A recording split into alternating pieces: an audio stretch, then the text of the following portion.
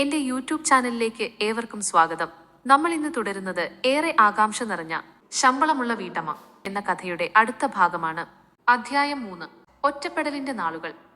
വിവാഹ നിശ്ചയത്തിന്റെ പന്തൽ അഴിച്ചുമാറ്റി അന്ന് രാത്രി ആ വീട് ഒരു ശ്മശാനം പോലെ നിശബ്ദമായിരുന്നു.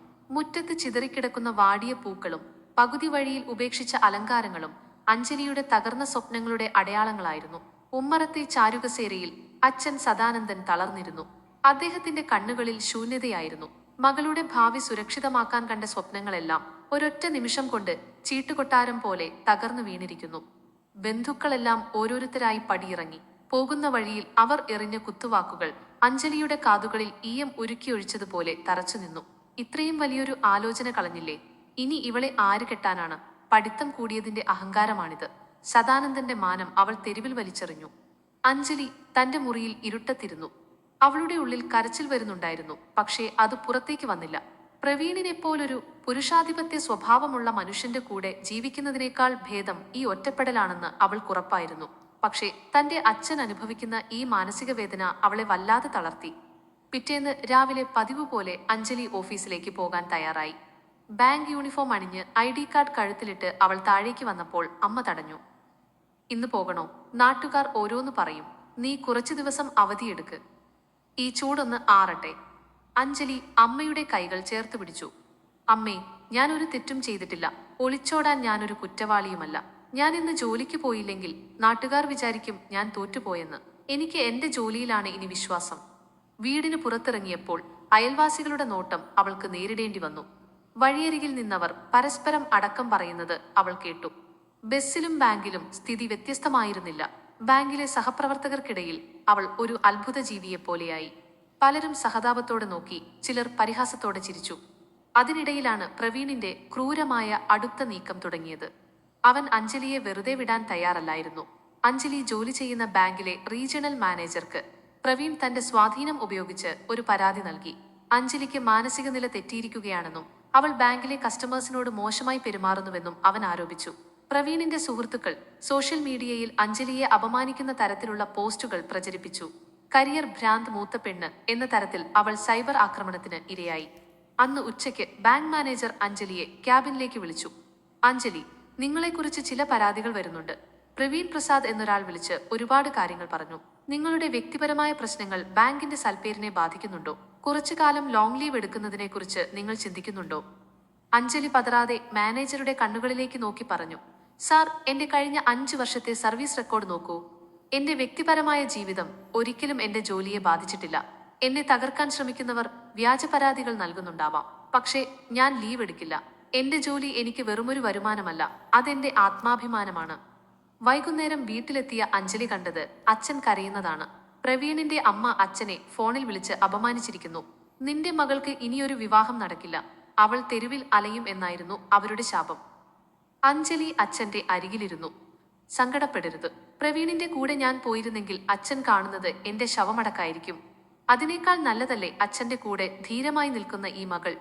എന്നെ വിശ്വസിക്കൂ അച്ഛാ, ഞാൻ ആരെയും ഭയപ്പെടുന്നില്ല. ആ രാത്രി അഞ്ജലി തന്റെ ഡയറി തുറന്നു. അവൾ ഒരു വലിയ തീരുമാനമെടുത്തു. ഈ ബാങ്കിലെ ചെറിയ ചട്ടക്കൂടിനുള്ളിലിരുന്നാൽ പ്രവീണിനെ പോലെയുള്ളവർ തന്നെ ശ്വാസം മുട്ടിച്ചു കൊല്ലുമെന്ന് അവൾ തിരിച്ചറിഞ്ഞു.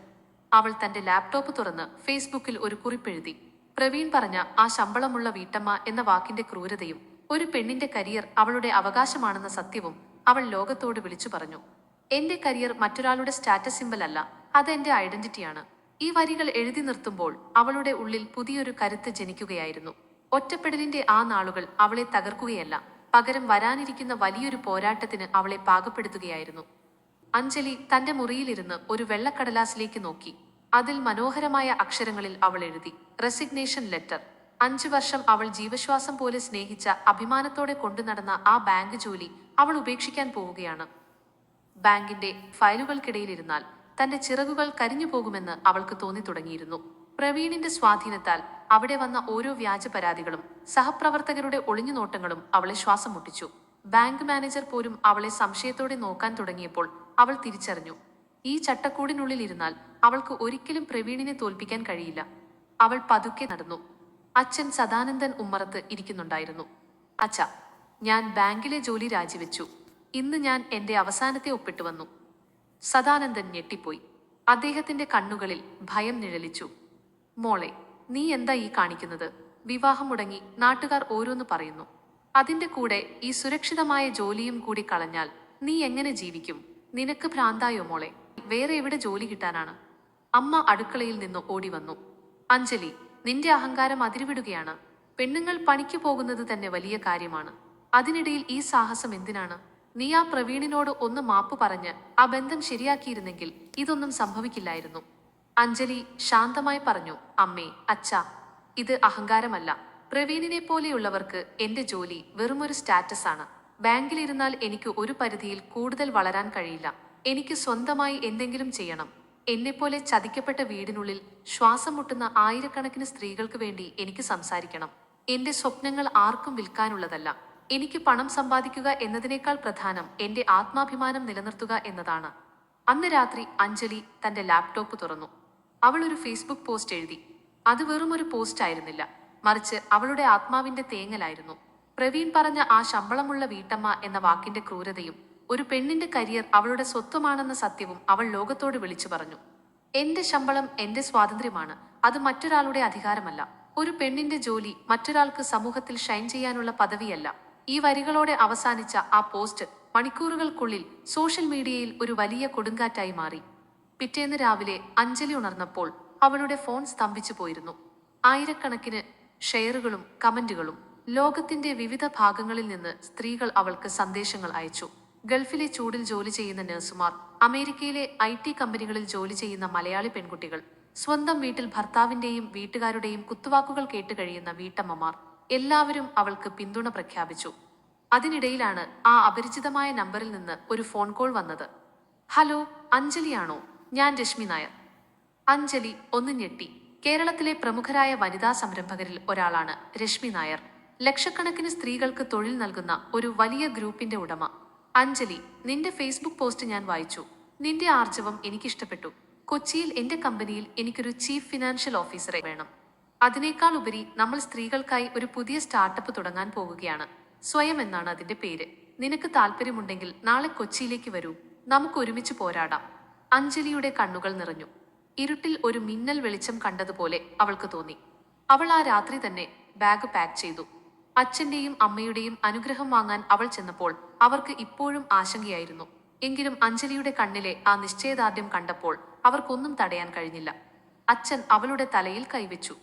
മോളെ, നീ പോകുന്നത് വലിയൊരു കടലിലേക്കാണ്. നീ തോറ്റുപോകരുത്. അഞ്ജലി അച്ഛനെ കെട്ടിപ്പിടിച്ചു. അച്ഛാ, ഞാൻ നീന്താൻ പഠിച്ചു കഴിഞ്ഞു. ഇനി എനിക്ക് മുങ്ങിപ്പോകാൻ കഴിയില്ല. അവൾ പടിയിറങ്ങുമ്പോൾ പ്രവീണിന്റെ ഒരു മെസ്സേജ് ഫോണിൽ വന്നു. ജോലി കളഞ്ഞ് നീ തെണ്ടി നടക്കുന്നത് കാണാൻ ഞാൻ കാത്തിരിക്കുകയാണ്. നീ ഉടനെ തിരിച്ചു വന്ന് എന്റെ കാലു പിടിക്കും. അഞ്ജലി ആ നമ്പർ എന്നേക്കുമായി ബ്ലോക്ക് ചെയ്തു. അവൾക്കിപ്പോൾ പ്രവീണിനെ ഭയമില്ലായിരുന്നു. ട്രെയിനിൽ കൊച്ചിയിലേക്ക് യാത്ര ചെയ്യുമ്പോൾ അവൾ പുറത്തെ കാഴ്ചകളിലേക്ക് നോക്കി. അവിടെ ഉദിച്ചുയരുന്ന സൂര്യൻ അവൾക്ക് പുതിയൊരു പ്രതീക്ഷ നൽകി. കൊച്ചിയിലെ ആ തിരക്കേറിയ തെരുവുകൾ അവളെ സ്വാഗതം ചെയ്യാൻ കാത്തു നിൽക്കുകയായിരുന്നു. കൊച്ചിയിലെ രശ്മി നായരുടെ ഓഫീസിലെത്തിയ അഞ്ജലി കണ്ടത് ലോകത്തെ മാറ്റിമറിക്കാൻ ആഗ്രഹിക്കുന്ന ഒരു കൂട്ടം സ്ത്രീകളെയാണ്. അവിടെ ആരും ആരുടെയും അനുവാദം ചോദിക്കുന്നില്ലായിരുന്നു. അവിടെ എല്ലാവരും തുല്യരായിരുന്നു. അഞ്ജലി തന്റെ പുതിയ ക്യാബിനിലിരുന്നു.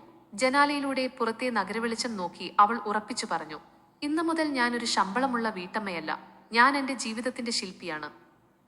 അങ്ങനെ അഞ്ജലി ആ വലിയ ചുവടുവെപ്പ് നടത്തി കഴിഞ്ഞു. സുരക്ഷിതമായ ബാങ്ക് ജോലി ഉപേക്ഷിച്ച് അനിശ്ചിതത്വത്തിന്റെ ലോകത്തേക്ക് അവൾ ഇറങ്ങിച്ചെന്നു. പക്ഷേ അവൾ ഒറ്റയ്ക്കല്ല. ലോകമെമ്പാടുമുള്ള ആയിരക്കണക്കിന് സ്ത്രീകളുടെ പ്രാർത്ഥന അവൾക്കൊപ്പമുണ്ട്. രശ്മി നായരുടെ കൈപിടിച്ച് അഞ്ജലി തുടങ്ങുന്ന സ്വയം എന്ന സംരംഭം അവളുടെ ജീവിതത്തെ എങ്ങോട്ട് നയിക്കും? പ്രവീണിന്റെ ശാപവാക്കുകൾ അഞ്ജലിയുടെ വിജയത്തിന് തടസ്സമാകുമോ? കൊച്ചിയിലെ ആ വലിയ ലോകത്ത് അഞ്ജലി നേരിടാൻ പോകുന്ന വെല്ലുവിളികൾ എന്തൊക്കെയാണ്? ഈ കഥയുടെ ബാക്കി ഭാഗങ്ങൾ കേൾക്കാൻ ദയവായി ഈ ചാനൽ സബ്സ്ക്രൈബ് ചെയ്യുക. വീഡിയോ ഇഷ്ടപ്പെട്ടെങ്കിൽ ലൈക്ക്